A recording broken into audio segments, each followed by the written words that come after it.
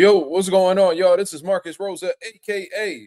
Mazuma TV, back at y'all with some more boxing talk, man. I hope everybody's having a blessed, beautiful, positive, productive night. I hope you had a great day overall, man. I'm back at y'all with some more boxing talk. We're going to be speaking about the things that are currently going on between Vergil Ortiz and Golden Boy Promotions and exactly what has just unfolded, in court. We're going to speak about the possibility of Vergil Ortiz signing with Matchroom Boxing, along with Haney and Rolly talks currently being in the works. But before we get into that, if y'all could please hit the like button on the way in, that'd be very much appreciated. We on the road to 4K. We well into the 3,300 mark, looking to crack that 3,400 mark in due time. Shout out to the nation and the mob for making this possible. Y'all go ahead and hit the likes. You know what I mean? Share the video, like the video. Let's get the algorithm on the up so the people know that Mazuma TV is live. Hope everything is well with you and yours, man. Can't complain. I am tired, as always, at this point, man, but we're going to make it do what it do regardless, man. We're going to have a great show. You feel what I mean? Shout out to the nation and the mob, man. We in here. The viewership has been going up, man. The subscribers are definitely going up as well. I'm highly appreciative for every single person that's taking it upon themselves to show the channel love. You feel what I mean?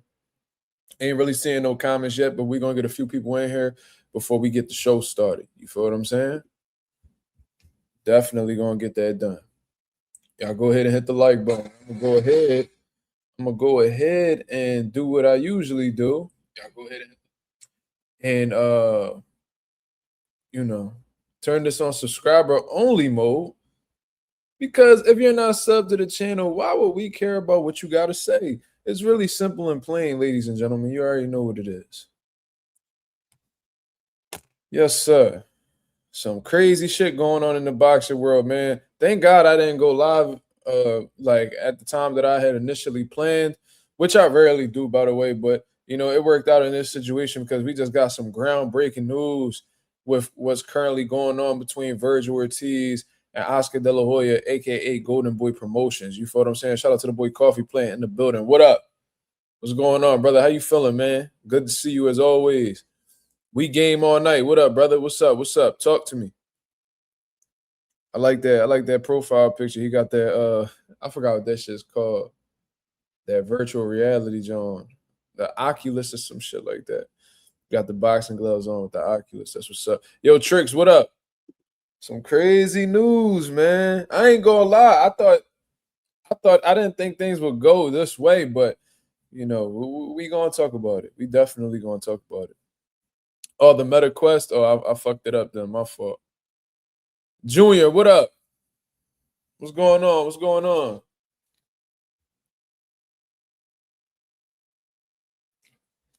Got some great guests in the building so far, man. How we feeling? How we feeling? Shout out where you from if you can, man. Shout out where y'all from. I want to show the people, I want to show the nation that we global, man. We be getting love from Australia, Spain, the UK, Saudi Arabia. You know what I'm saying? We getting love from all over the U.S., the West Coast, the Midwest, down South, East Coast, New England area. Man, we all over the place. Canada. Come on, man. Seriously. Japan. Come on, man. NYC, man. Shout out to my New York brothers, man. I got a lot of New York supporters. Shout out to my boy Ree. You know what I mean? We definitely got New York in the building heavy. It seems like every time somebody join the live, they coming out of New York. You feel what I'm saying? Speaking of New York, we definitely looking to get Bruce Carrington on the live soon, man. We got to chop it up with the boy. You know what I mean? I was going to give you some time to chill, enjoy being a world champion and shit like that. But I think it's time we bring him around, eventually. You feel what I mean? It'll be dope. But anyways, man, let's get into this boxing talk, man. Shout out to the 13 people that's in the building. I'm going to go ahead and pretty much break down what was going on between Oscar De La Hoya and Vergil Ortiz. I had a couple homies that hit me up, and they're pretty confused about exactly how this all came about. Montreal, in Canada, what up? Yes, sir. I always wanted to go to Canada, man. Well, we ain't too far from Canada neither. So I think I need to go ahead and see what's up, man. I would love to go to Canada. I heard it's dope out there, especially like Toronto and shit like that. But anyways, Shout out to my fellow Canadians, man.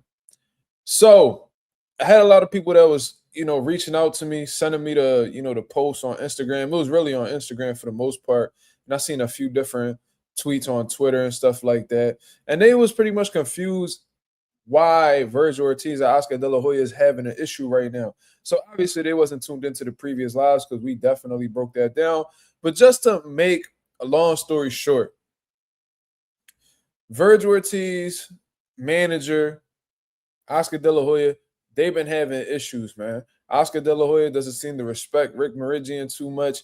He feels like Rick Meridian is trying to make a fight happen behind the scenes without, the promoter who has Oscar's, permission and things of that nature. And he just felt like Rick Meridian was stepping on his toes and things like that. And this was all going on while they were trying to get the fight done with Jaron Ennis.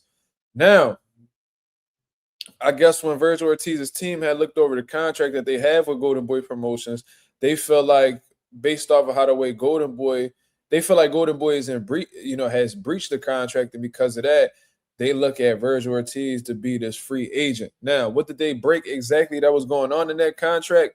There's a portion of Vergil Ortiz's contract that says that if Golden Boy Promotions doesn't have a network deal, this is me paraphrasing, of course, if they don't have a network deal set in place, that pretty much gives Vergil Ortiz the option to go ahead and become a free agent. Now, based off of the information that we've gathered, DAZN and Golden Boy's contract, their network deal, had expired on December 31st of 2025. December 31st of 2025. So it's been 3 months already since Golden Boy hasn't had a network deal set in place. Golden Boy has tried to, go against that argument, saying that they still have a deal going on with DAZN, or says something along the lines of they're in the process of finalizing a deal, whatever the case is. But the COO of DAZN has came out and said that there is no network deal in place and that they've just been doing a bunch of one-offs lately. So, because of that, Vergil Ortiz and their team, they feel like they're free agents. They feel like they could go about things however they want. Golden Boy still feels like, Vergil Ortiz is still their fighter, and they went as far as to get a temporary restraining order on Vergil Ortiz so he cannot go ahead and negotiate any fights. You know what I mean? He pretty much can't make a move. He's stuck. He cannot move. He cannot finalize any deals until, the judge makes a decision. Now, Vergil Ortiz and his team just filed a motion to do this emergency thing where, the judge will have to come out and say that the temporary restraining order is expired so he could go ahead and finalize his deal with Jaron Ennis. But I was going to go through this whole article, but I just pretty much gave y'all the gist of what was going on. Vergil Ortiz Jr. filed emergency motion, the latest escalation of Jaron Boots Ennis court battle, right? So we were waiting to see exactly what the verdict was going to be. Now, shout out to Everything Boxing over on X, for keeping us informed of what's going on. And according to what he had just put out here, it says the judge rules for Golden Boy. Judge Christina Silva has ruled in favor of Golden Boy over Vergil Ortiz Jr., granting Golden Boy Promotions an arbitration and injunctive relief. The quote goes as follows. I hereby order that Ortiz may not negotiate or contract with third parties for future fights before the arbitrator addresses the parties' dispute set forth in this action. Everything Boxing goes on to say it looks like Ortiz versus Jaron Boots Ennis will not be happening next. So it looks like the judges, they understand where Golden Boy and them is coming from, and they don't really like the idea of Vergil Ortiz going out here and trying to make a fight without Golden Boy's consent, or at least without involving Golden Boy Promotions. So until arbitration takes place, they're ruling that Vergil Ortiz cannot do anything with any third parties, aka Matchroom Boxing. And it looked like they were about this close.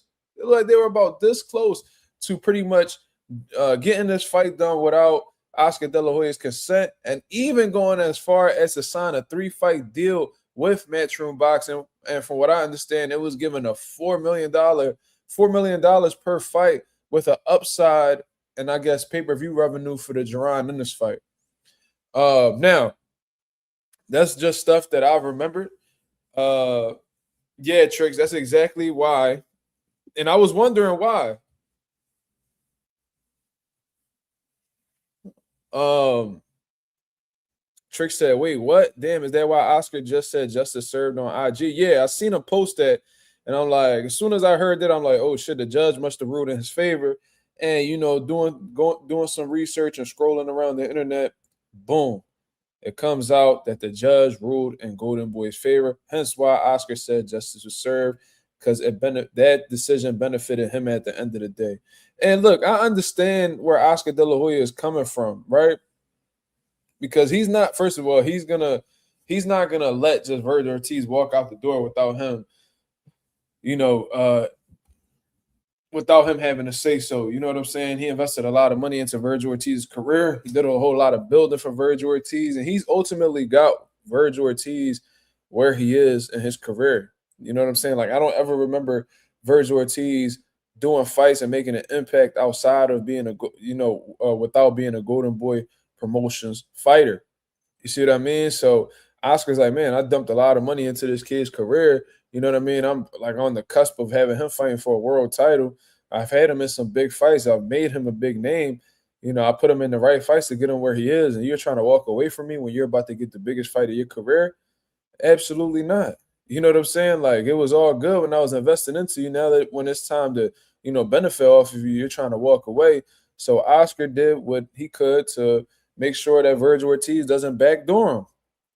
And I do think it's a bit crazy that they were attempting to make a fight happen without Oscar De La Hoya when it hasn't necessarily been clear as to whether he is a free agent or not. You feel what I'm saying? Like, I think that's absolutely insane. Like, you guys didn't even get confirmation from a judge as to whether y'all free from the contract or not. Meanwhile, y'all going behind Oscar De La Hoya's back.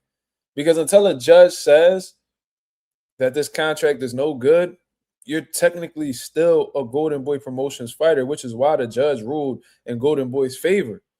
So they was like, so the fact that they were that daring, that they had that much cojones, and they were so sure of the idea of them not, them being free agents, that they went behind Oscar's back to deal with Matchroom and even locking a promotional deal with Matchroom. The arrogance is definitely real. That was a ballsy fucking move. I ain't gonna lie to you. So I think that's why the judges ruled in Golden Boy's favor. You know what I'm saying? Because for one, y'all just so sure that y'all free, that it's ridiculous, to be honest with you. And you know what I mean? Y'all gonna have to go through arbitration to see whether y'all good to go or not. It's really that simple. Like, so I agree with everything boxing right here, man, based off of this situation. Because Boots has already been waiting for a while now. I believe he was supposed to fight in March. Then they said they was going to push it to April. Now they're saying that they got to go as far back as May in order to get a fight going with Jaron Ennis. You see what I'm saying? So that's 2 months. And I love how people are saying, oh, Boots has been inactive. He needs to get a big fight. First of all, he's trying to get a big fight, you fucking dummy. Vergil Ortiz is not a small fight. That's a huge fight for Boots. Then on top of that, the motherfucker just rumbled in October. So what are we even talking about? This is literally what, 4 months ago? Not even 5 months ago yet. And y'all over here talking about he inactive. Like, ridiculous. But anyways, like, he literally just made his 154-pound debut, and y'all talking about he lacks activity. It's like, bro, let the motherfucker cook, bro. Like, he's trying to give y'all the big fights. Why y'all criticizing him when y'all know he's in the midst or in the process of getting the fight, one of the biggest fights in the sport of boxing? Absolutely ridiculous. But anyways, that's exactly what's going on with Golden Boy and them. They won yet again. They won the first time getting that temporary restraining order. They just picked up another W by, the judge making it clear that that Vergil cannot negotiate or sign any fights with any third parties moving forward. So it seems like if Vergil Ortiz still wants this fight with Jaron Ennis, he's going to have to include Oscar De La Hoya. Oscar De La Hoya, there's going to be a section for Oscar De La Hoya to sign that dotted line, and it's ultimately up to him as to whether he's going to give Vergil Ortiz the green light to fight Jaron Ennis. Now, how does Oscar De La Hoya approach this? I heard him say in interviews that he would still be willing to make the fight happen with Vergil, and then and things of that nature. So it seems like he still wants to do big things with Vergil, and he's went as far as to not even blame Vergil. He blames his team. So it seems like he's still, positive. He still thinks positively about Vergil Ortiz, but then, after this whole situation, he probably will be looking to discipline Vergil Ortiz somehow. Because until arbitration comes up, I feel like Oscar De La Hoya could just have Vergil sit on the bench. You know what I mean? He could basically just have him sit on the bench and not fight until something gets situated out in court. So I don't know what approach Oscar's gonna take. He can be petty, but I'm sure like if he's really about his money, he could put his feelings aside and still make that big fight with Jerron Ennis. Because at the end of the day, Golden Boy's going to get a percentage of what Vergil Ortiz makes. It's probably going to be a nice chunk of change. So it's going to be interesting to see exactly what. Sorry about that. That was a text message. He literally called Vergil ungrateful. I could see why he says that, Teach, because look at it this way, man. And I rarely ever defend promoters, but think about this objectively, Teach, and you tell me if I'm tripping. He invested in the Vergil when nobody was talking about him, right? Then Vergil Ortiz had that, that unfortunate moment in his career where he was suffering from health issues. I know all about that. If y'all know my story, you already know what it is. I had to retire from boxing because of health issues. So Vergil was dealing with some shit where I guess from overtraining or overworking his body was literally deteriorating. And it got to the point where, retirement was something to consider because they didn't know what was causing it and if this was something that was going to be ongoing or, a real issue in his career. I never heard Oscar De La Hoya talk about dropping Vergil Ortiz. I never heard of Oscar De La Hoya saying, oh, he has health issues. I'm no longer going to deal with him. I've seen Oscar De La Hoya stay patient. I've seen Oscar De La Hoya by Vergil Ortiz's side. And when Vergil Ortiz made the right move and going up to 54, he helped Vergil Ortiz get back slowly into the mix. You know what I'm saying? He didn't throw him to the wolves right away and put him in a compromising situation. He put him in there with guys that, were winnable fights and got him back into the mix. Not only that, but he also put him in some big fights with Israel Mazuma and Sergey Bohachuk, where he came out victorious in both fights. And this dude, like, he's not a champion. Like, well, look at it this way. He's done such a good job with Vergil Ortiz, even though I do think that he's very cautious or matching his fighters up with certain guys. He could be looked at as like a scary promoter and shit like that. And I do think that he's even fucked over Vergil, specifically with that Xander Zayas fight. I think that he's done a bad job in terms of getting him lined up for world titles. However, he's also does something well with Vergil where this man isn't even a world champion, yet he's ranked #1 in the Ring magazine. So obviously he's not doing everything perfect, but he is doing some things right at the same time. Both things can be true. So when you take all of this into consideration, not Tricks. I'm reading the wrong comment. Teach, when you really look at all of this all together, Teach, he like, yo, I was there for you and nobody was there for you. I invested into your career. Like, I've built you up to this person that you are today. And now that you're about to, now that you got, some people in your ear, trying to get you to turn against me, you're trying to go ahead and sign a deal behind my back when it hasn't even been proven that you're not a Golden Boy fighter yet. I would look at Vergil as being ungrateful too. You know what I'm saying? I would look at him as like ungrateful too. Now, did Oscar go about things perfectly in this situation? No, not at all. I think he's made negotiations very difficult. You know what I'm saying? I understand that he wants his fighter to get the majority of the money, but I do feel like at the same time he was being a bit how can I say? He was being complicated in negotiations, like purposely pretty much fucking his fighter over in a sense where it's like you're gonna price your fighter out and then he's gonna lose an opportunity. And like I said, I feel like he done that with Xander Zayas. I think that Oscar De La Hoya's arrogance lost Vergil Ortiz and I think he lost Vergil Ortiz that opportunity. When Xander Zayas is a champion, he's ultimately calling the shots, regardless of whether you feel like you beat better competition or not. He has the belt. He has something that you want. So you're going to have to make some sacrifices in order to do so. And Oscar De La Hoya knows about this. He was at A-side the majority of his career. he's had people,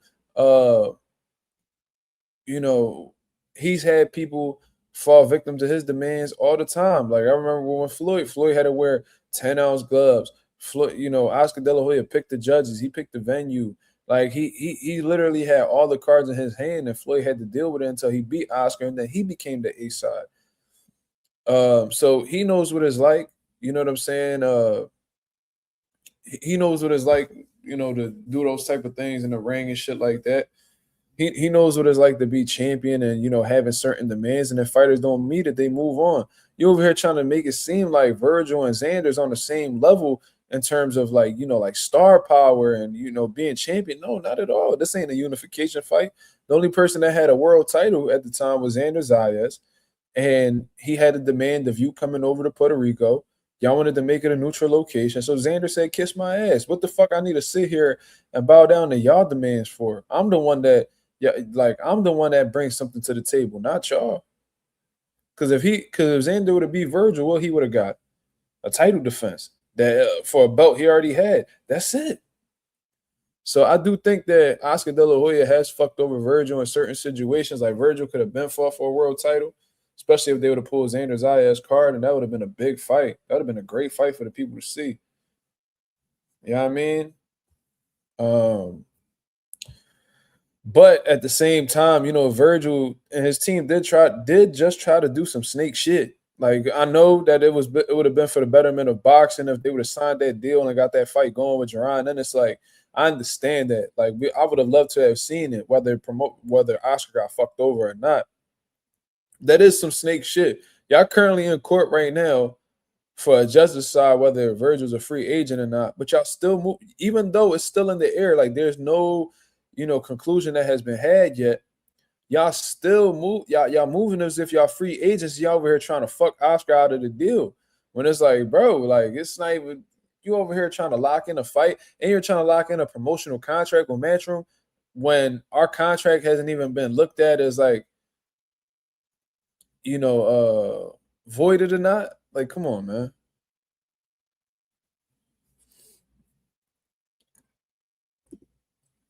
Bellaface said this is the same Oscar that also called Canelo ungrateful as well. I mean, yeah, for sure. But Canelo was able to get himself out of that deal because, what was it with Oscar? Why was it that Oscar and Canelo split? I knew it had something to do with DAZN. So DAZN wanted to. They had given him like a $365 million deal, and DAZN didn't want to pay Canelo to fight Yildirim. So Canelo has said that they were in breach of contract, and I think he sued De La Hoya and he sued DAZN. And it obviously worked out in his favor. He was able to become a free agent and still deal directly with DAZN. They pretty much bowed down and they respected it. You feel me? So the only one that got fucked over out of that whole deal was Golden Boy because, even though they had sued DAZN and all of that shit, he got that contract out of the way with DAZN. He still was directly dealing with DAZN. So DAZN didn't. I think they settled out of court and all that shit. But he still was doing business with DAZN after the fact. He wasn't doing business with Golden Boy outside of that Jaime Munguia fight. So he, Oscar probably bitter about that. Like, damn, motherfucker, like I'm the one who, really built you up to be this name that you are today. I got you that Mayweather fight. You know what I mean? Like I'm the one who was able to make you like a big star out in Mexico, and you just gonna leave me in the dust like this. But these things happen, man. And these promoters, like I'll never forget what Golden Boy did to Damon Allen, bro. Like I'll never forget that. Like I know a lot of y'all don't know who the fuck that is. Who the fuck is Damon Allen? That was a fighter that was out of Philadelphia, had a shit ton of potential. This man lost one fight, and they automatically dropped him, kicked him to the curb.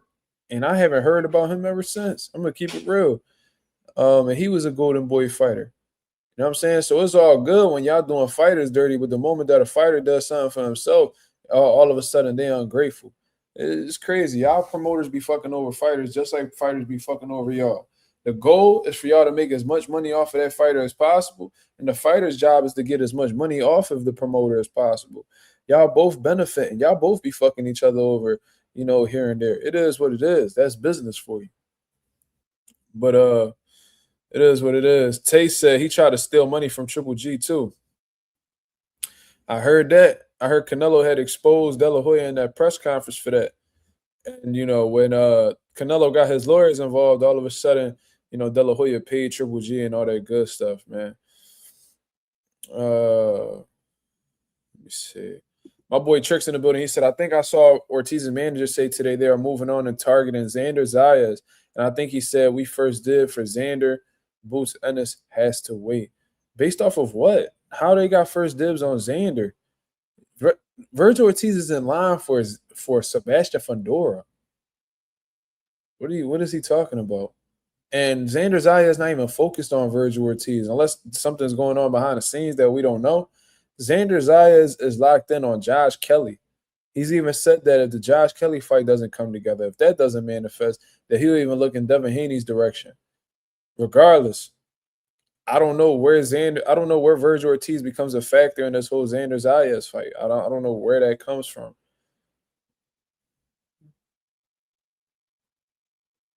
You know what I'm saying? I just don't believe that because sanctioning body wise, whatever. Xander's not obligated to face Vergil. If anything, Boots will be the more realistic guy to be ordered to face Xander because he has a WBA interim. So the WBA could be like, yo, Boots, Xander, y'all got to figure something out. We're going to give y'all 30 days or it's going to go to a purse bid. Boots is the one that's actually in line. I don't understand how Vergil's ahead of Boots in any particular way. Unless Xander just voluntarily chooses to face him, it don't really make sense. Like, I don't be understanding. Y'all worried about the wrong shit. And you know what's crazy? Boots is going to face criticism as a result of this fight not getting made. Because you know what they probably going to say? Man, Boots tried to go behind Oscar's back, and Oscar ruined the fight. He got pretty much like Oscar ruined the fight, so it's Boots' fault because they went behind Oscar back to try to make the fight happen. They got caught going behind Oscar back, so they blocked the fight. It's like they're gonna find some type of way to try to blame Boots for that. It's like, bro, Boots can't help that these niggas is trying to get a fight done, through a third party. Yeah, I mean, he's not telling them how to move. He's not saying, oh, don't include Oscar. I'm sure Boots wouldn't give a fuck if Oscar was involved or not. He just want to rumble.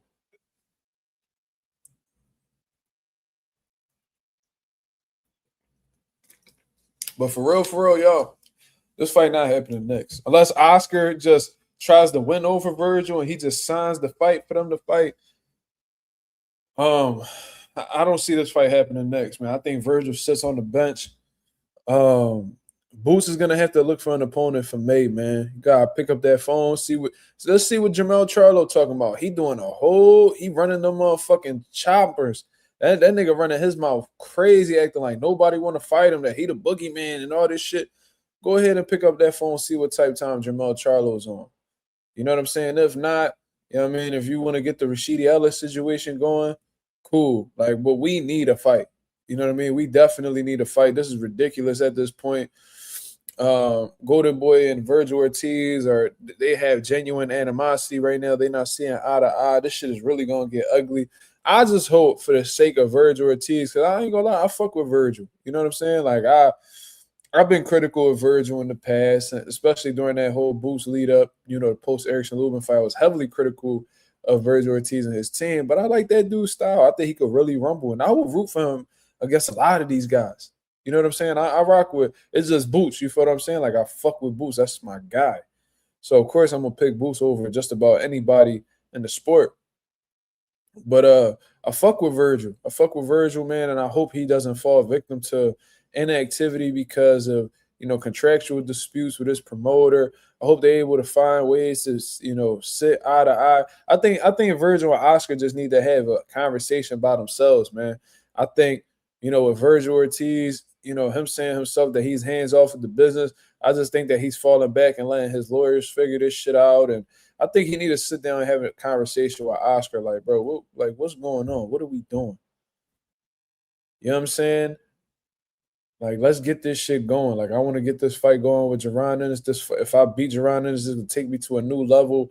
Like, can we get this fight going? Like, I'm sure Oscar will have a conversation with Vergil if Vergil requested it. Like, something needs to be done. If you want this Jaron Ennis fight on May 30th, which is like this report that's going around right now. But we'll see, man. It sucks that it's messy like this in court right now. That's definitely what I wasn't expecting at all in 2026. I didn't expect these dudes to have real beef. I didn't expect a contract dispute to happen between Vergil and De La Hoya in the midst of trying to lock in a Jaron Ennis fight. I would have never been able to predict any of that. But it's happening. It is what it is. There's nothing that we could do about that. At arbitration, I guess they'll be able to decide whether Vergil Ortiz is a free agent or not. So we're going to move on from this conversation. Let me go ahead and see what these people are saying. My boy PYP Boxing in the building said Canelo sued Oscar because Oscar lied and said he could cherry pick. The zone was not expecting Rocky Fielding, Callum Smith, Billy Joe Saunders. Yeah, I think the straw that broke the camel's back was Anthony Yildirim doing. They was like, we're not paying for this. So Oscar and Canelo like, oh, okay, y'all not paying for this? Okay, so y'all in breach of contract then. And he broke them in court from what I understand. So, hey, man, shit happens. Let me see exactly how he was suing Golden Boy. Why did he sue Golden Boy? Why did Canelo sue Golden Boy? Let me see.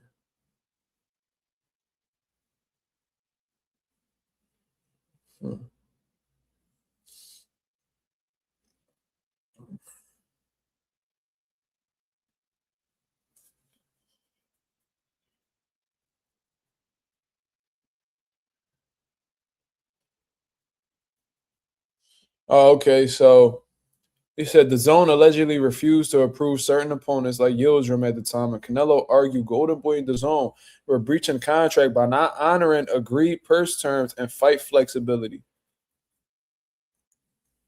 So y'all guarantee me this money, and y'all guarantee me some type of flexibility with my opponents. Meanwhile, y'all going against both. So if y'all going against both of these things that we agreed to contractually, you're in breach of contract. So if y'all want to do that, get me the fuck out of this contract. And I guess that's what happened, man. And Canelo uses leverage because he is a very popular fighter that is a draw in the sport of boxing. And at the end of the day, I guess you could say the zone needed, Canelo more than Canelo needed the zone. So, that's what I meant when I said that the zone bowed down and they respected it. You feel me? So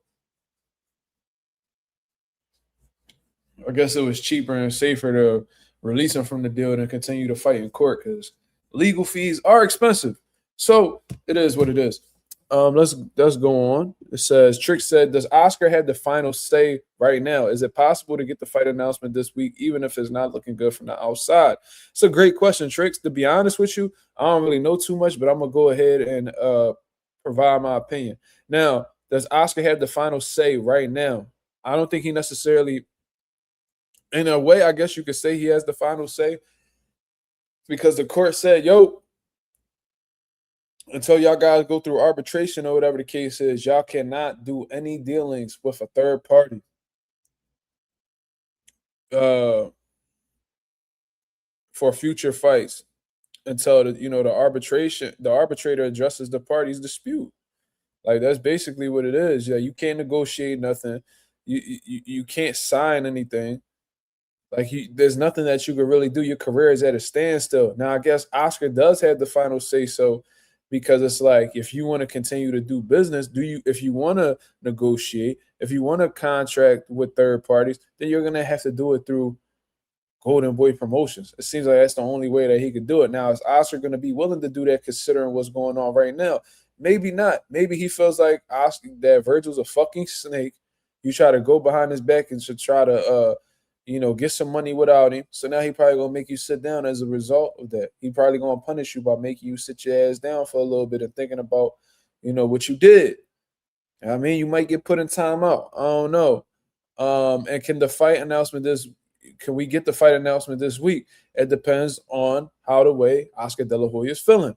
I seen him say in an interview with Marcos Villegas that he'll still be willing to make the fight, even though they're having a disagreement in court.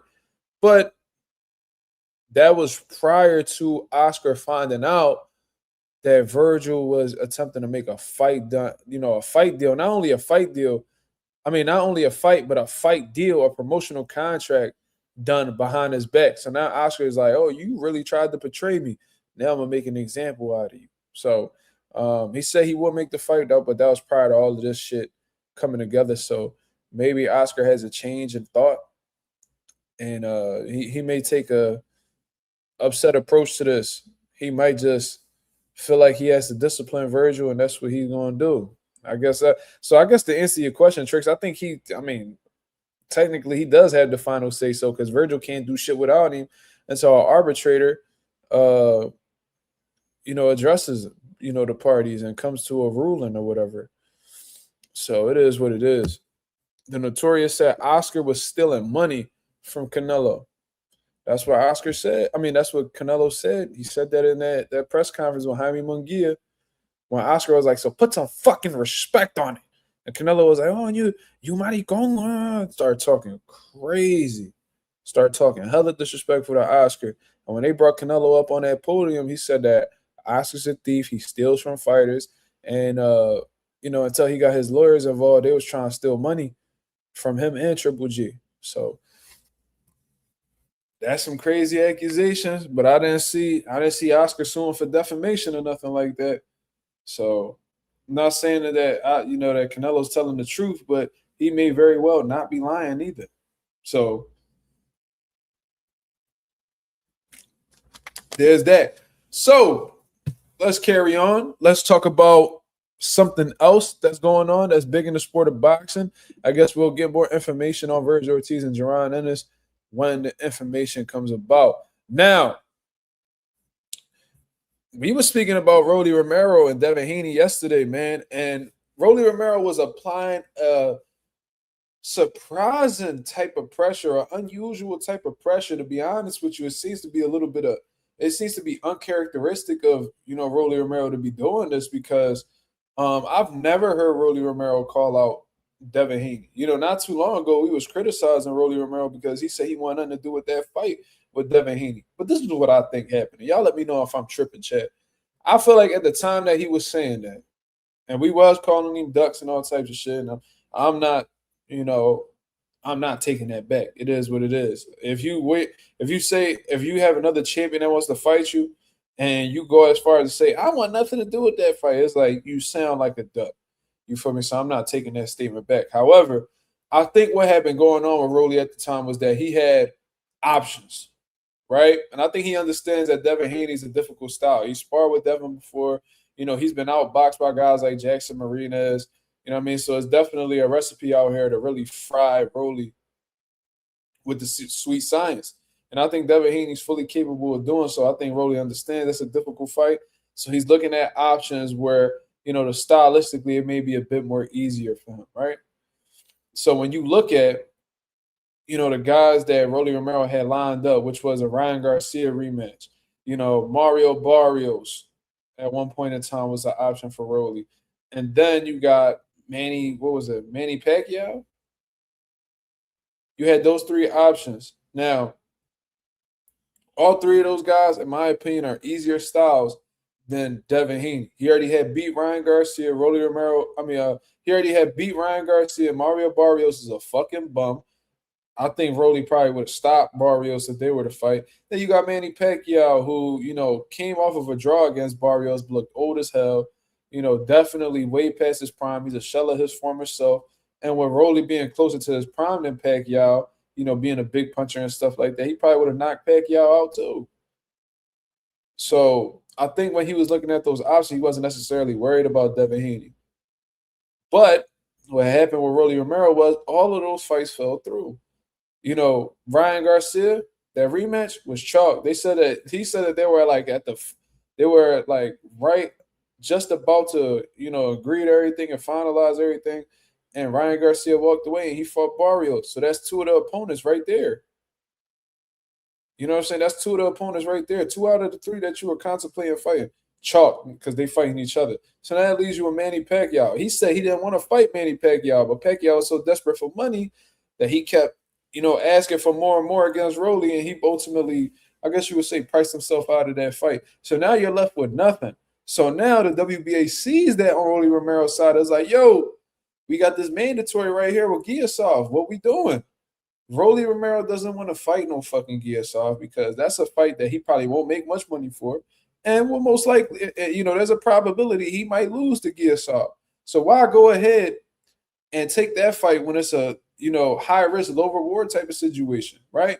So even though he may have said previously that he doesn't want to fight Devin Haney, I think he has no other choice but to fight Devin Haney because it's the only fight that, even though it is difficult, is his only option. And at least if he loses to Devin Haney, he'll get a nice fucking check.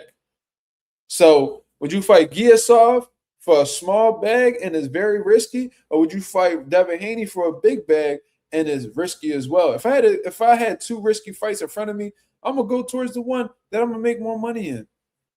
That's just business. You see what I'm saying? So I think that's why Rolly Romero is so adamant about fighting Devin Haney right now. I think that he has no options whatsoever in terms of big fights. Rolly Romero wants to get to the money just like any of these fighters would.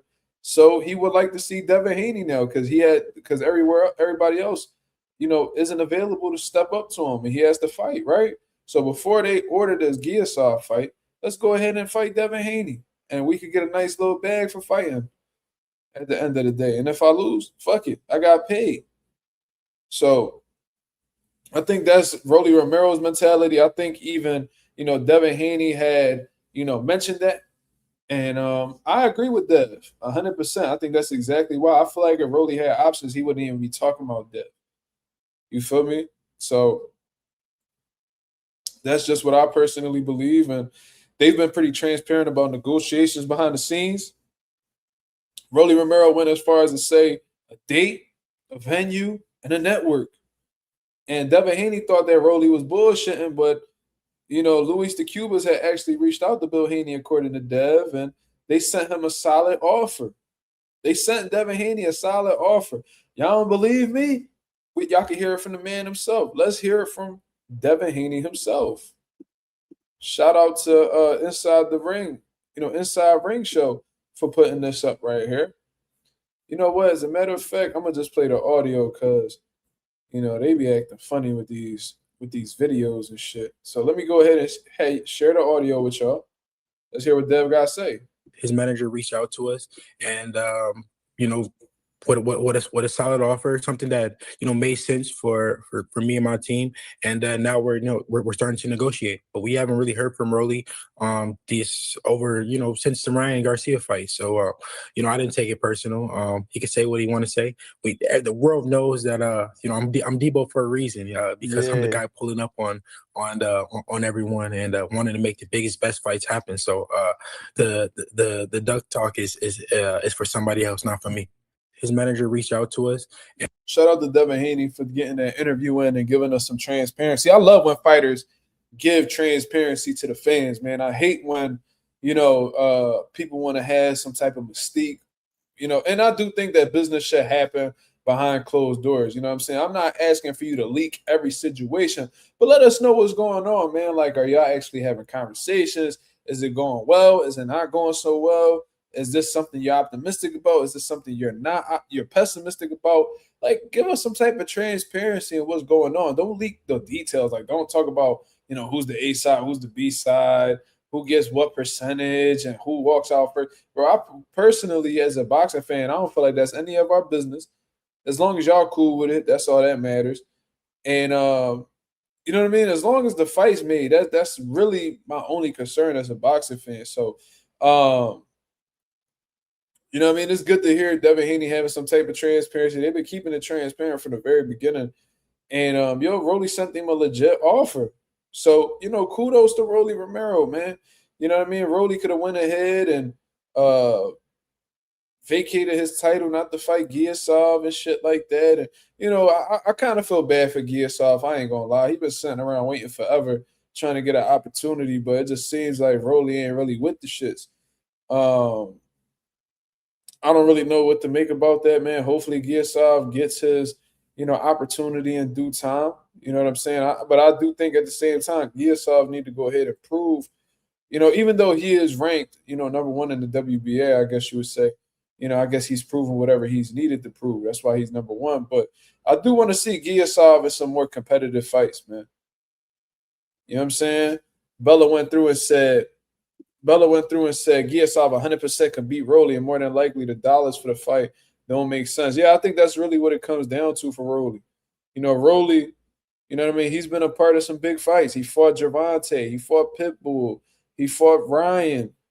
You know what I'm saying? Like, he's been a part of some fights, and Rolly done made a lot of money in the sport, man. So, with him having a world title now, he really don't want to settle for no Giasov fight because he probably not going to be making nowhere near what he usually makes. And, Giasov is a very risky fight. And let's say Giasov beats Rolly, which according to y'all is very possible. Let's say he beats Rolly. Now Rolly has no world title. He has another L on his record. And now he has to start back from square one in terms of, paydays. And Ryan Garcia ain't going to give him a rematch. You know what I'm saying? Devin probably wouldn't even look his way if he didn't have a world title. So it's like, goddamn, like I almost can't blame Rolly. But at the same time, I do feel bad for Giasov because, you know what I mean? I don't really I don't like what's going on with Kabayel right now. I ain't even going cap. You know what I'm saying? This dude got a WBC interim title. The WBC, for some reason, doesn't want to enforce Kabayel as Usyk's mandatory, just like they did with Canelo and Benavidez. And now this dude, Usyk, and listen, I got a lot of respect for Usyk. You know what I mean? So I'm not disrespecting Usyk. I wouldn't call him a duck, none of that. I think it's ultimately up to the WBC to put pressure on Usyk to make the fight happen. So I'm blaming the sanctioning body for this. But they could have, you got Usyk fighting a fucking kickboxer that I've never even heard of. And apparently this dude is like an all-time great kickboxer. Cool. I don't think this crossover fight is any more better than a fight between Alexander Usyk and EJ Kabayel. You feel me? Like, I'm just not a fan. Like, what's the point of these dudes grabbing interim titles and regular titles, whatever you want to call them, if it's not going to set them up for the ultimate belt? He said Rico is legit. And kickboxing, sure. He could be very legit. But that's not the setting that they fighting in. They're fighting in the boxing ring. So you mean to tell me Rico is more deserving of a unified? And this is like for unification. This is a unification fight. This is for multiple belts in the heavyweight division. Does Rico deserve that more than EJ Kabayel? Where was Rico at when EJ was putting in this work? It had to fight guys like Julie Zhang. You know what I'm saying? And Frank Sanchez. Where the fuck was Rico at when EJ was grinding for his spot? See, that's why I don't fuck with the WBC, man. Like, they showed time and time again, and they approved of this. They sanctioned this fight. So Rico is literally going to be eligible for this title. And one of the, points they made was, oh, well, we approved Francis Ngannou versus Anthony Joshua or some shit like that. Francis Ngannou versus Tyson Fury. I'm sorry. We approved of, Francis Ngannou versus Tyson Fury, and we seen how great that fight turned out. And they, bro, that fight only turned out that way because Fury was literally looked like he underestimated Ngannou. That wasn't no fully focused Tyson Fury. It's the only reason why it turned out that way.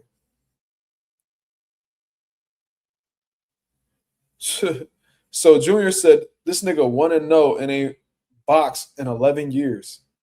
That's the guy who's being approved to fight for multiple world titles in the heavyweight division when we got guys like EJ Kabayel and all these, Fabio Wardley and shit like that have been out here grinding, trying to get a big opportunity. Insane. That's the shit that I be talking about. But I forgot where we was even going with this. But regardless, to go back to that Rolly and Devin Haney situation, it seems like Devin Haney's being very optimistic based off of what I'm hearing. For those of y'all who just came in the building, I want y'all to hear one more time what Devin Haney had to say in terms of the negotiation that's going on between him and Rolly Romero. His manager reached out to us and, what a solid offer, something that made sense for me and my team, and now we're starting to negotiate, but we haven't really heard from Rolly these over since the Ryan Garcia fight. So I got a question though, and this ain't me, criticizing anybody, right? I just want to know what's left to negotiate. I want to know what's left to negotiate if you're Devin Haney, because you said that they gave you a solid bag. They offered you a solid bag for the fight. So it seems like that's something that you agreed to. You're probably asking for a little bit more. I don't know. But there's already a venue. There's already a platform. There's already a date.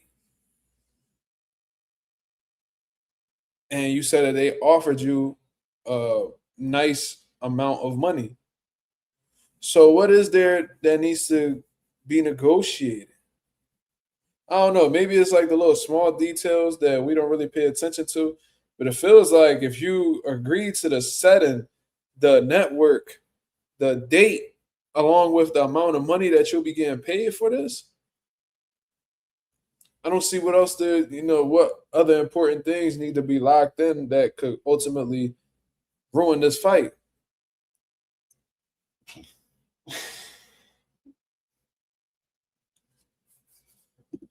You know what I mean? Because listen to what Devin Haney's saying. his manager reached out to us, and what a solid offer, something A solid offer that made sense for me and my team. that made sense for him and his team. So it makes sense. You see what I mean? Okay, so Bella Faith said Bill said they wanted the fight to happen in June or July. I'm glad you told me that because I did not hear that. So you just informed me on something that I had no knowledge of. Now, what I want to know is why? Because May 30th is basically June. So why is that? We're currently in March. We just hit the beginning of March. It's literally March 2nd right now. So you still got all of March. Ramadan is, still ongoing. Let's see. How many more days until Ramadan is over?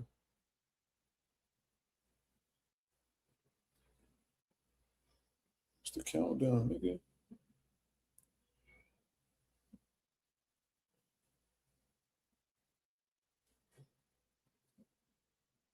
Okay, so we about halfway through Ramadan, right? We got 15 more days, I believe. So, with that being said, so middle of March is when Ramadan will be over. So you got, if you were to jump straight into camp, hypothetically, like if you were to jump right into camp after Ramadan was over, you still got half of March, which is 2 weeks, 4 weeks of April. So 2, that's 6. And then you got basically the 4 weeks of May. So how many weeks is that? Why does that need to be pushed back? I don't understand.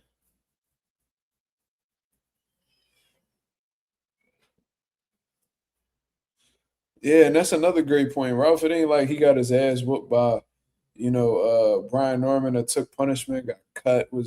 It wasn't none of that. That was easy pickings for real. So 15. So it looks like Ramadan will be over. Let's see.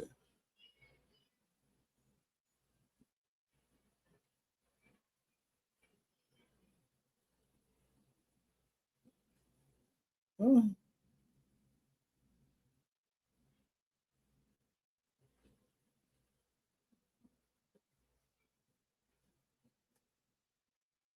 I'm confused, y'all. I ain't gonna lie.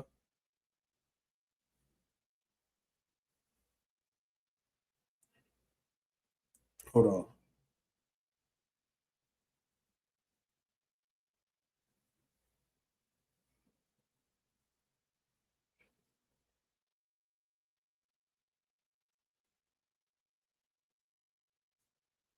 I don't know why Chat GBT taking so long to answer this shit.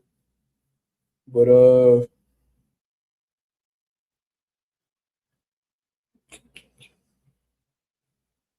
Yeah, 17 days.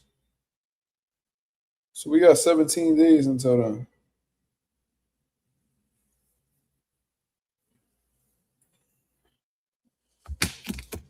I don't know. I feel like he got plenty of time to prepare for May 30th. I don't really get it, but maybe they have their reasons. I don't know what it may be. But I hope that them trying to fight in June or July isn't the reason why that fight falls through. Because that'd be absolutely ridiculous. Because it seems like the venue's already booked for that date. You know what I'm saying? It seems like that's all locked in. So, you know what I mean? And I ain't gonna lie, bro. If they fight in New York, wait, well, let me see. Let me see something real quick. If they do fight, let's say they do fight, what weekend does that fall on? Let me find out your boy gonna have to go to New York. Ooh, that works. I ain't got my son that weekend. Ah, yo, I don't got my son that weekend, yo. Let them go ahead and lock that shit in. I swear to God, I go over there.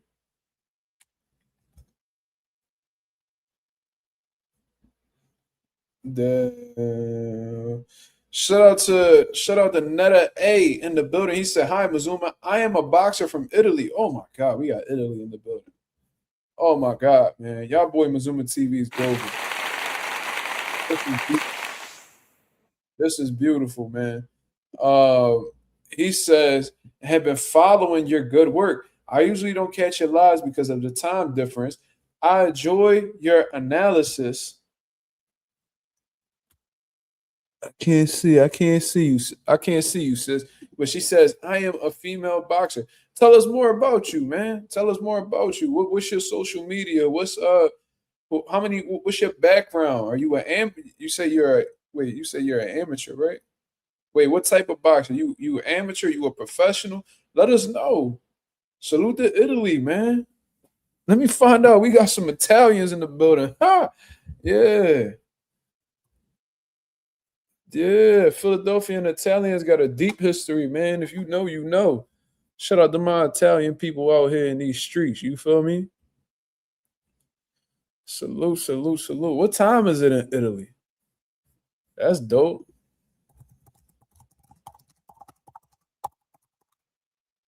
Damn, it's 5:45 in the morning in Italy right now. You up at this time? Oh man, why you up this late? Why you up that so early, Netta? You gotta let us know what's going on. How old are you? But anyways, man. That's pretty much all. He said mobster worldwide. Yeah, man. Them Italians, real life gangsters, man. We got Skinny Joe Merlino. I believe that's his name. Skinny Joe Merlino. He just opened and he was a part of the mob. Um, he just opened like a cheesesteak spot in Philly like about like a year or two ago. And I still haven't tried his cheesesteaks yet. I gotta go check it out. It's right by the Eagle Stadium too. I gotta go check it out. All the way down Broad Street in South Philly. But yeah, yeah. Italians in Philly definitely go way back. I actually had a professional boxer. I forgot his name. He came over from Italy to train at our gym, and he was fighting on the Jake Paul and Mike Tyson undercard. One of them was fighting Lucas Body. One of them was fighting Lucas Body, and the other one was like an undefeated dude. Let me see. What's this dude name? Yeah, yeah, yeah. This him right here. Yeah, we had somebody by the name of Armando Casamonica, who you know, fought Lucas Body. He came over to our gym to train and shit like that. So that was dope. They was acting mad weird though. Like them niggas act like they didn't want to pay for nothing. They wanted to buy like they wanted to take like our pivot shirts and shit like that, but they didn't want to pay for it. Like, bro, y'all niggas think y'all celebrities or some shit? Like, what the fuck? Like, you over here asking me for my merch.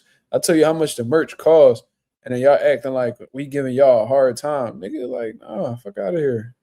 Y'all niggas ain't no celebrities we ain't gonna get no advertising off y'all. We not monetize. We not gonna gain no money off of y'all putting our shirts on. Fuck out of here. Y'all not there yet. Let me see. Okay. So Bella says Bill wants the Zone and Amazon to both stream the Haney versus Rolly fight. So does Haney have a deal? Does he have a deal with the Zone, or because he has he wants to be loyal to Turkey, he wants the Zone involved as well? Because I do think Turkey owns a percentage of the Zone. I don't know, but yeah. I'm sure that's something that could be spoken about. Why not? Why wouldn't they want the Zone on board? That's more exposure. But that means that they're gonna have to, break that bread. I don't know if they want to do that. But Mardo Taraji in the building. He says, "Salute Mazuma. How you feel about her saying he had 3 title fights for Ben, including Josh Kelly, but he told everyone that Kelly doesn't have fights. He doesn't have to fight Boots, even though he signed." I don't know what to really make of that, man, because Eddie Hearn could be very misleading with the things that he says. He's very crafty with the way he words things at times. I remember when it's like he switches the angle up in the court as to whoever he's promoting. So, like, for instance, if he's bigging up Jaron Ennis, right? He could be like, "Oh, I just had Josh Kelly sign, agree to terms to fight Jaron Ennis next after, he defeats Bakram Murtazaliev, right?" So then Josh Kelly beats Makram Murtazaliev, so we all happy, like, "Oh shit, Josh Kelly gonna fight Boots next," because that's what Eddie said, right? So when it's time to put on your promoter hat and start bigging up Josh Kelly, well, Josh Kelly and them said first that like Boots is just one of the options. He's not the option.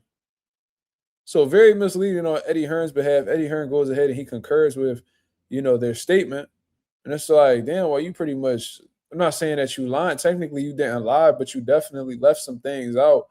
And you made it seem, you made it seem like Jaron Ennis was the option, not one of the options. You only mentioned Boots. So when you only mention Boots as an option, from the outside looking in, it seems like Boots is the only one that was discussed, for Josh Kelly to fight next. So I don't know, man. I don't really know what to make of this. How do you feel about her saying he had 3 title fights for Ben, including Josh Kelly? It's like, well, first of all, they said they was going down to 47, and Josh Kelly's a champion at 154. So that doesn't really make sense. Like, y'all saying one thing and then doing another. I don't know, man. I don't know. So I guess Conor Benn was an option on Josh Kelly's contract too. Like, it was Boots and Conor Benn, and maybe Josh Kelly wouldn't have chose Conor Benn. Like, I don't know, bro. Like, I really don't. It's just a lot of shit that I don't have all the information in front of me. So who knows whether Eddie Hearn's telling the truth or not? He's probably being misleading again. And then 3 title fights. It's like, okay, who was the other? Who was the other 2? Mardo. Who was the other 2? So you said including Josh Kelly. So who's the other 2 title fights? Was it? I'm assuming it would have to probably be Ryan Garcia, maybe Rolly Romero. I don't know, man. Rolly feel like he scared Conor Benn away. Okay, Rolly and Ryan. I don't know, man. Well, guess what? Probably neither one of those 3 fights would have got him 15 million. So, Conor, listen, man. Eddie Hearn don't got nobody to blame but himself. Even though Conor Benn did say one thing about being loyal. I'm being loyal. Whatever the hell he be saying. Loyal. I'm loyal, and no money could get in between us. I'm loyal. Okay, so you're loyal. You're loyal. You know what I'm saying? So if that's the case, why at the first moment that you got a big number put in front of you, you signed off right away? You're full of shit. But we all know you're full of shit. Conor Benn is a sneaky, crab-ass individual. We're not surprised, right? We're not. But Eddie Hearn fucked up in believing that Conor Benn wasn't a snake. Loyalty. Yeah. I'm big on loyalty. It's like, okay, bro. Sure. Nigga, you ain't even you're not even loyal to your own how can I say this? He probably don't even got moral. I was about to say he not even loyal to his own morality, but he probably don't even have morals. So, or at least any strong ones or sturdy ones or respectable ones. But Eddie Hearn fucked up not getting a contract put between them. Like, that the deal had expired. You thought because you was looking out for Conor Benn in the past that he was always gonna feel indebted to you and shit like that. No, motherfucker, you gotta trust a snake to be a snake.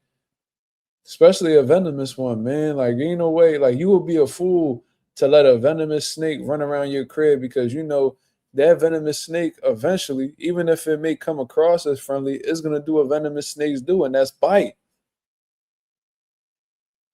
And you can't sit here and be mad at the snake because it bit you. It's just in their nature to do that. That's literally in their nature. You can't be mad at a snake for doing shit that snakes are like embedded in their DNA to do. That's how I look at non-trustworthy motherfuckers, bro. If they showed you who they are, believe them. You know what I mean? You can be cool with them, but just take them for who they are. You know what I mean? Don't trust them. Like DMX said, don't trust these motherfuckers. Trust that you can see them well. You know what I mean? Like, believe in your gut, man. And I don't know what Eddie Hearn was on. He felt like because he gave him some money or whatever that, Conor Benn wouldn't, ever backstab him. It's like, bro, Conor Benn went against the grain. He's shown you how far he will go by going against the grain and attempting to cheat in order to get a victory. He's an insecure individual. He's a crab motherfucker, bro. He's nobody to ever trust. Yeah, like why would you trust? Yeah, Ralph, why would you trust a motherfucker that got a beard transplant because he wanted to look more intimidating? I want to feel like a scary man. I want to come across as scary. Nobody looks at me as scary. I don't know why. Connor, you're a bitch, cuz. You can fight all that good shit, but we know you ain't cut like that, bro. You an emotional motherfucker. You a fake tough nigga. The moment that somebody hit Connor upside his head and shit not going his way, he gonna fold just like the rest of these niggas that be built like him. Get your money, wanker. Absolutely. She said, get your money, wanker. Bella said 15 M's to fight Regis. What? He would have been a fool not to take that. Yeah. This motherfucker Regis going around on Twitter talking about just caught a lick. It's like, nigga, Conor been saying the same thing. He just got some easy work for fucking 15 M's, bro. No disrespect to Regis, but like, come on, bro. Y'all think Regis got what it take to beat Conor Benn right now? Stop it. Regis be like, oh, I'm gonna show you this, I'm gonna show you that. Bro, you talk shit all the time and look like Dookie. Look like shit. He said, Regis, you are the lick. No, real shit. He said, Regis, you are the lick. Nigga, basically, like Kel Brook used to say, basically. Yeah, nigga, like, what you mean? What you mean this about you just hit a lick? Nigga, you the one niggas about to step on and make an example out of you, bro. And then you gonna be talking about because the one time he lost, he was talking about doing MMA. Then he lost another time. This nigga was talking about doing bare knuckle. Nigga, you gonna lose the Conor Benn, get stopped for the first time in your career, and then you gonna be talking about doing that slap contest. You know what I'm saying? You gonna sign up for the slap. Man, I'm sick of getting punched. I'm gonna just do that slap I'm gonna just start slapping motherfuckers, man. You know what I mean? I hate when niggas move and I miss, man. I want them to stay right there while I slap them. That nigga Regis gonna lose his mind. Regis gonna be like, man, I'm done with this shit. I'm signing up for the slap contest. That nigga gonna be talking about doing rugby or some shit. Real rap.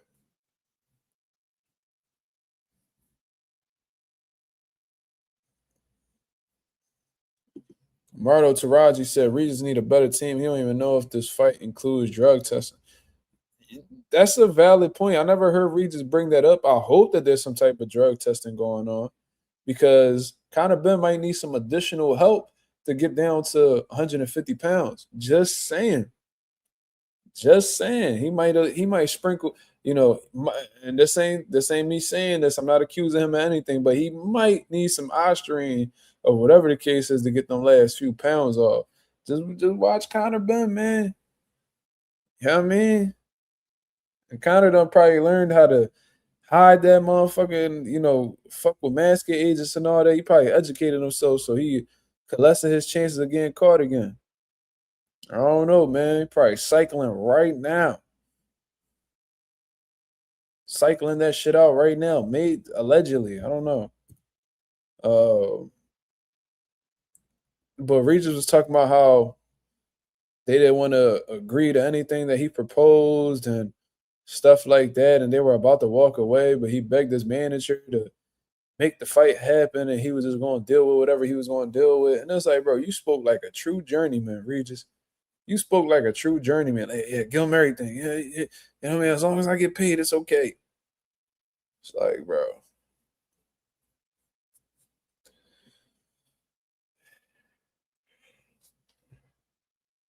Or Connor fuck around and put Regis on a highlight reel.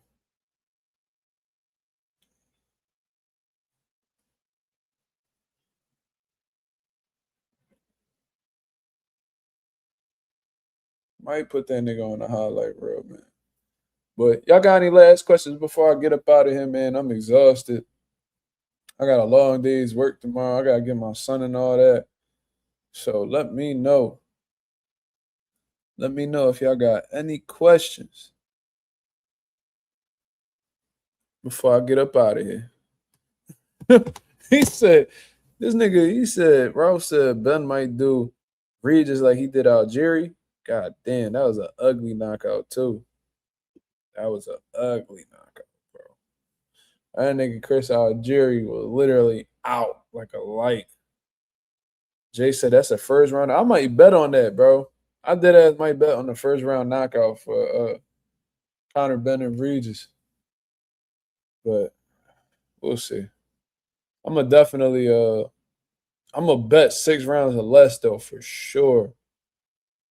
I might do a little side bet where it's like Conor Ben get the first round knockout, put a little something on that. Then I'm gonna bet on 6 rounds or less. Connor, if you let Regis walk past the 6th round, you really trash, bro.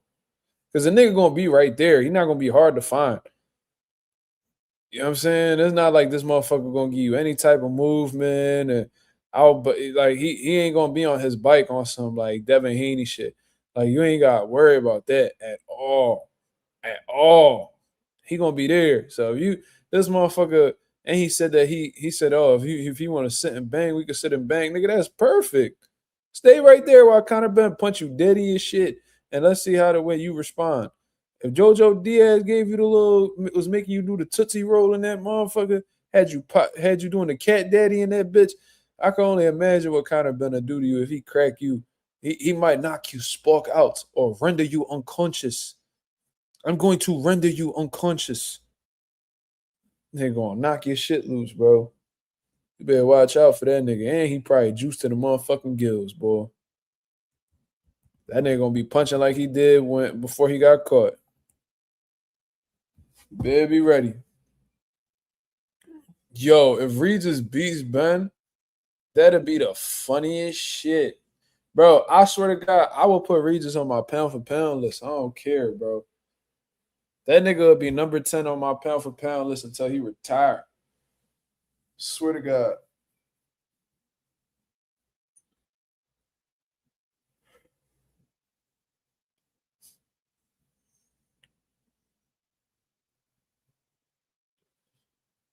And I might put that nigga Regis Prograde gonna hit number 10 on my pound for pound list if he go ahead and he whoop on Conor Ben. Oh my God, it's gonna be a party out this motherfucker, bro. I cannot stand Conor Ben. You know what I mean? I'm gonna knock your spark out, mate. I'm going to knock you spark out. You big bum dosa. But anyways, man, I'm gonna get up out of here, man. Look, I'm stumbling over my words. You already know it's time to catch them Z's. You feel me? But upset of the year for the next 3 years, absolutely, Lorenzo.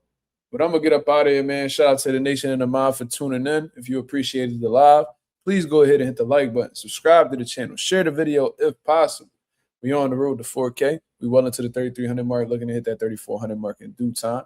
Shout out to the nation and the mob for making this possible. Y'all go ahead, hit the like button on the way out. I'll be back at y'all with another live, 10:30 p.m. Eastern Standard Time tomorrow to continue cooking up on what's going on in the boxing world. Until then, I hope you guys have a blessed, beautiful one. I'm up out of here, man. Peace.